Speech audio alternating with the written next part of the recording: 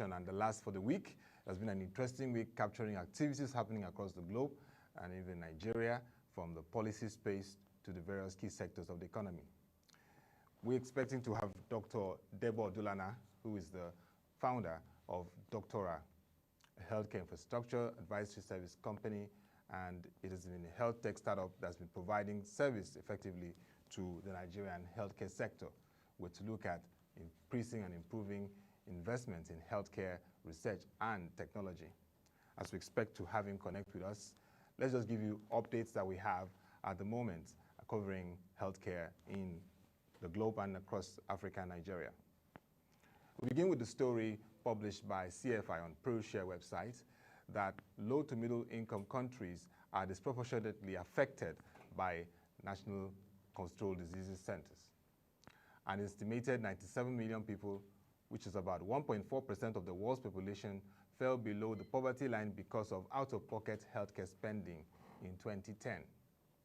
A lack of investments in national centers for disease controls will contribute towards an estimated global financial loss of $47 trillion in gross domestic product from 2011 to 2025. The cost of NCDs to health systems, businesses, and individuals are significant.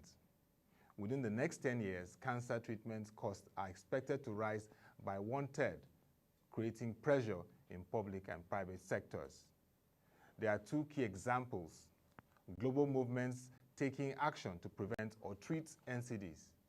The Sustainable Development Goals 3.4 to reduce 1/3 of the premature mortality from NCDs by 2030, and the increase in countries moving towards universal health coverage.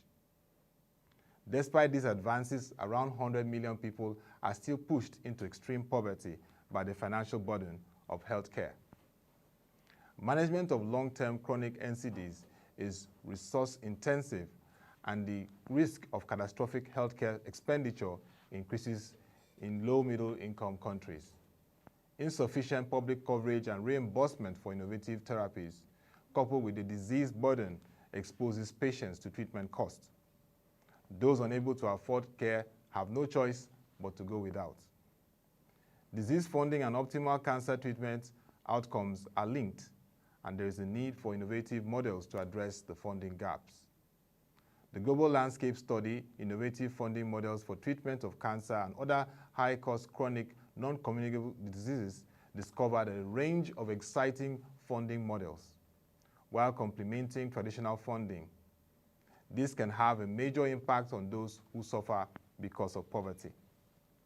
The challenge for stakeholders is to identify the models most appropriate for their health system, the needs of the population, and to take action. An effective NCD response requires strengthening the functions of a health system, providing healthcare, resource generation, financing, and stewardship. Lack of adequate management for any of these components could devalue efforts that will result in wasted public resources, unnecessary pain, and premature deaths. The funding challenges are universal and unavoidable, with an increasing financial impact for patients, health systems, and economies. Responses vary from region to region, country to country, but there are always commodities. There are always commonalities of collaboration that can create win-win partnerships. Creating opportunities and sharing knowledge ensure that funding innovations are sustainable and scalable in other markets and regions. Successful efforts are often driven by collaborations between funding partners with a shared interest in improving patient care and minimizing financial hardship. These collaborations are increasingly driven by the private sector, healthcare industries, private insurers, and financiers, seeking partnership with traditional funders. The NCD funding gap is significant, and without action, it will grow innovative health, financing, and can address this challenge and ensure that patients benefit from the latest scientific and technological advances.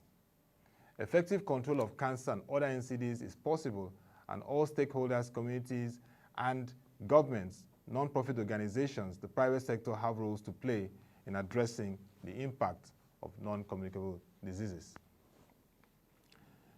Today marks 5 years of the administration of President Muhammadu Buhari, and of course, for several governors, about 29 of them, it's their first year anniversary. And last week, the FSDH Group, which also has a subsidiary, the FSDH Merchant Bank, amongst others, hosted a roundtable discussion via the Zoom webinar to discuss with 3 state governors the strategies in how they've been managing the lockdown this period and addressing the health concerns of the COVID-19 pandemic and what they look ahead in terms of their plans. This forum also looked at the realities of the pandemic and how it's going to affect and impact the socioeconomic space of the country. Moderated by the chairman of the FSDH Group, Mr. Hakim Bello Sagie, it was an opportunity for the governors to also give insight into what they've realized and what steps they will take moving forward to ensure that the public health system in the country is strengthened from the state level. Governor Nasser Rufai of Kaduna State, in his remarks, said the initial lockdown from the last week of March nationwide put Kaduna State to focus on protecting large critical factories in the state, ensuring that the food, beverages, and pharmaceutical sectors remained active and accessible to citizens. According to him, the state had worked assiduously to ensure that the companies operating worked within the guidelines of the appropriate sanitary conditions and hygiene standards necessitated by the COVID-19 virus.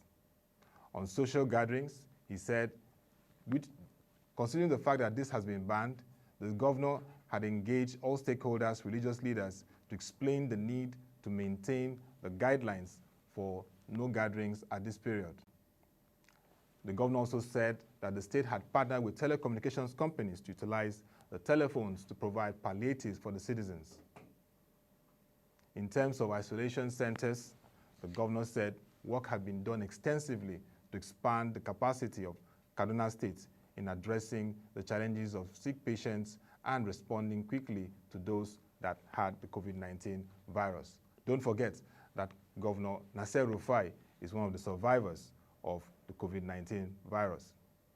On his part, Governor Babajide Sanwo-Olu said Lagos State, which has been the epicenter of the COVID-19 pandemic with over 4,000 confirmed cases now, has been well positioned to address this because of its experience managing the Ebola outbreak and protocols assigned to it during the last 6 years. In response to the current health challenge, Governor Sanwo-Olu said that the state currently has 18 isolation centers with 1,500 bed capacity and with 22 sample collection centers. He also used the opportunity to highlight the 3-pronged strategy the state is adopting to address the COVID-19 virus. This includes collaboration, coordination, and communication. For collaboration, the state government is working extensively with the private health practitioners, even as it's strengthening the state's health infrastructure and the private sector. In the coordinating role, it's working extensively with the federal government and all state health officers to ensure that they respond and effectively manage the situation. In terms of communication, all channels have been deployed: traditional media, social media, and all digital relevant platforms to communicate with Lagosians about the need to adhere to the guidelines for averting a total outbreak and adverse impact of the COVID-19 pandemic. Governor Sanwo-Olu said there would be a gradual approach to reopening Nigeria's economic capital, which has been a debate on, as we see this week, will be the last week of the extended lockdown measures. And from next week, we expect to see some steps taken on decisions from state governors and, of course, the president. In Edo State, Governor Godwin Obaseki explained that the state's focus has been to serve as a logistics hub and continue to achieve this amidst the pandemic. Emphasis on governance, human capacity building, and expansion of healthcare infrastructure has been at the forefront of the administration. At this moment, the governor, Mr. Godwin Obaseki, has achieved 3,000. I'll take that again. At this moment, the governor of Edo State has achieved the ramping up of capacity to deal with the COVID-19 virus by strengthening the Federal Specialist Hospital in Irua, which has been designed for addressing infectious diseases, and also improving the infrastructure level at the University of Benin Teaching Hospital, where it will be able to address and respond to those that have the COVID-19 virus. The coronavirus pandemic, according to the moderator and chairman of the webinar that held last week Friday, Mr. Akimbelo Osagie, brings an opportunity for leadership and rethinking models to address issues like pandemics and social health crises. He believed that this was an opportunity for leaders to rethink how to drive cohesion across the country, build consensus, and indeed address socioeconomic challenges in the country. For the global pharmaceutical industry, the coronavirus pandemic could test the economic model of the pharmaceutical sector if it leads to weaker patient protection, global rating agency Fitch said. In its view, a balanced response such as tiered pricing and greater collaboration between the pharma companies will be required to develop a sustainable commercial model for COVID-19 medicines. The innovative pharma sector's approach to the pandemic is based on developing 3 pillars of response: testing, treatment, and vaccines. Testing kits developed by various companies were urgently needed during the first stage of the outbreak of the COVID-19 pandemic. This was required to monitor the virus spread across the globe and attempt to contain it. Testing is now becoming the key tool in transitioning into the post-lockdown phase, where antibody testing alongside contact tracing could help to reopen economies while containing the virus until readily accessible treatments or vaccines are available. COVID-19 treatments and the associated approach to pricing could bring changes to the economic model of the sector. Fitch expects that scarcity of any drugs relative to vast global demand for such treatments will add a new dimension to the 3 traditional components of drug pricing: clinical value, system value, and return on research and development. Pharma companies are firmly focused on investigating whether existing drugs could treat COVID-19. The safety profiles of existing drugs are known, meaning that if they demonstrate efficacy, they could be quickly made available. Gilead's remdesivir is the first such treatment that has passed clinical trials and demonstrated a 31% faster recovery compared to placebo. The sector needs to develop a sustainable commercial model that balances scarcity and affordability for remdesivir or any other COVID-19 treatment. Drug pricing will be in focus again, but this time on a very large scale. There is demand from healthcare systems around the world, but the affordability criteria are very different. Highlighting the importance of production volumes, cost, and access to COVID-19 drugs, so far, Gilead had made all its stock of remdesivir available for experimental treatments and trials. Talking about innovation during this period of COVID-19, which is very important to addressing the pandemic and its effects, and also redefining healthcare across the nation, the Lagos State government launched the Eco Telemed for residents as part of concerted efforts aimed at protecting the citizens and reducing their risk of contracting the coronavirus disease. The General Manager, Lagos State Health Management Agency, Dr. Emmanuel Zamba, speaking on this, said the launch was with effect to address the challenges of citizens in Nigeria's economic capital, assessing healthcare and highly trained and experienced medical doctors for non-emergency primary care consultation via voice or video call from the comfort of their homes. Dr. Zamba urged residents in Lagos who develop any non-COVID-19 health issues during the lockdown period to dial 08000 ECOMED or 08000356633 toll-free line for consultation. According to her, the toll-free line would enable residents have direct access to non-emergency primary care via voice or video call and speak with trained medical doctors in any of the 4 major languages in Lagos: English, Yoruba, Hausa, and Igbo. The general manager said that doctors and case managers could be available 24/7 on Eco Telemed to provide medical services to the residents of Lagos State for a period of 8 weeks as the state continues to roll out its strategies for containing the COVID-19 pandemic. She averred that if further medical treatment is needed after due consultation with the medical doctors, non-coronavirus cases would be referred to designated healthcare providers under the Lagos State Health Scheme or preferred healthcare providers, stressing that patients with high COVID-19 suspicion will be directed to designated testing sites and isolation centers in Lagos State to the hotline 08000 Corona. While commending the governor of Lagos State, Mr. Babajide Sanwo-Olu, for approving the project, Dr. Zamba said that EcoTelemed was designed by the Lagos State Health Management Agency as part of its COVID-19 response measures. In other words, the project would increase access to care, reduce the challenge of going to hospitals during this period of restricted movements, except for emergencies. It would also create an entry point for the quicker evacuation of confirmed and severely ill COVID-19 cases to the designated treatment facility. This is aimed at ensuring better health outcomes for affected citizens, thereby reducing morbidity and mortality associated with the pandemic. She hinted that EcoTelemed marks a new beginning in the provision of medical consultations and services for the Lagos State Health Scheme, encouraging all residents to tap into the opportunity for prompt attention and further protection of their lives by the Lagos State government. Let's give you some updates happening in the country. We know that the Nigerian Center for Disease Control has been at the forefront of activities working with the Federal Ministry of Health and, of course, the coordinated effort of the Presidential Task Force on COVID-19, chaired by the Secretary to the Government of the Federation, Mr. Boss Mustafa. There has been daily briefings with the media, giving updates on the confirmed cases, the developments, contact tracing, and the activities of the committee to ensure that Nigeria averts a total outbreak of this pandemic in the country.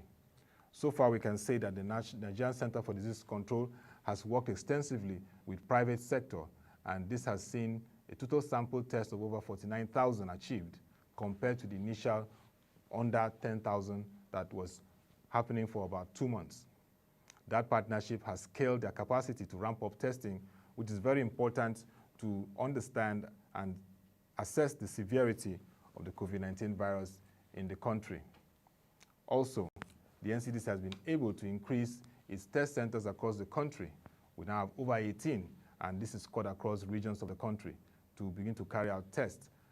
In the meeting with the 6 state governors, the Nigerian Governors Forum, and the President, the Director General of the Nigeria Center for Disease and Control, Dr. Chikwe Ihekwaza, said every state now is engaged and exploring how they can increase test measures for assessing those that have the pandemic.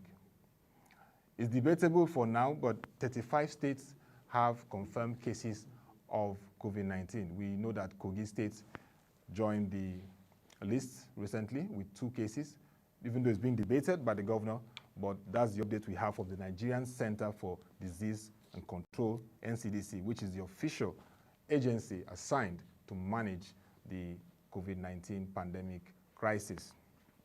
Still speaking on the issue around the NCDC and its activities, it has been able to also provide guidelines and advisories for businesses in the areas of physical distancing, measures to ensure that protection is taken, particularly the importance of the face mask. State governments across the country have also taken measures around ensuring that citizens wear their face masks, though we've seen that in several sectors or several areas, they have not been taken seriously. Governors have reinforced this in their statements and addresses and have called on citizens to follow through and adhere to it. Some governors recently frowned at the fact that ministries and departments and agencies under their administration flouted the instructions of resumption of 30% capacity of staff. They have said that they would take action on that. It is expected that in this period, as Nigeria continues to address this challenge of COVID-19, which has confirmed over 8,000 cases in the country and over 200 deaths, all stakeholders will work together to ensure that this is addressed effectively. The private sector has been very supportive, which we've seen to the coalition against the COVID-19 pandemic, CACOVID, and a coalition that came to the GMD and CEO of Access Bank, Mr. Herbert Wigwe, and industrialist and billionaire Alhaji Aliko Dangote, president of Dangote Industries. 2 of them were able to work with the Central Bank of Nigeria to rally other private sector industrialists and leaders and business leaders in the country. And so far, over 25 billion naira has been raised through the CACOVID platform, looking at improving and supporting the healthcare infrastructure and also addressing the challenges of Nigerians in this period. From the oil sector, we've seen over 20 billion naira mobilized through the Nigerian National Petroleum Corporation, headed by Mr. Mele Kolokiare, the Group Managing Director of NNPC, and of course, the Minister of State for Petroleum and Natural Resources, Mr. Timipre Silva. These support efforts from the private sector also shows that Nigeria can really get it right in the area of healthcare infrastructure funding if stakeholders and if policies are clear, as we see the federal government has responded effectively. Let's also note that globally, vaccines have become the major priority. Over $100 million has been invested in research to find vaccines that can address and cure this COVID-19 virus. This is very critical as companies and countries are beginning to assess the reopening of the activities in the socio-economic space. From the US, UK, Russia to major economies across the globe, reopening the economy is taken with extreme caution, and developing vaccines that can cure this virus becomes very critical to avoid what scientists are warning about the second wave, which could be very adverse. Also, we've seen increasing investment in health technology. Health tech is becoming a very, very demanding industry segment in the healthcare sector. The healthcare space is very, very critical. The World Health Organization, which has as Director General Dr. Ghebreyesus, titles on the care sector very importantly. They've raised concerns for low, middle-income countries who may not have the capacity, who have fragile tech is very important, and we've seen some funding coming into Nigeria. 54Gene received $15 million in first quarter 2020 in terms of funding and financing, and we've seen them support states like Ogun in terms of improving testing and deploying innovation to testing capacity.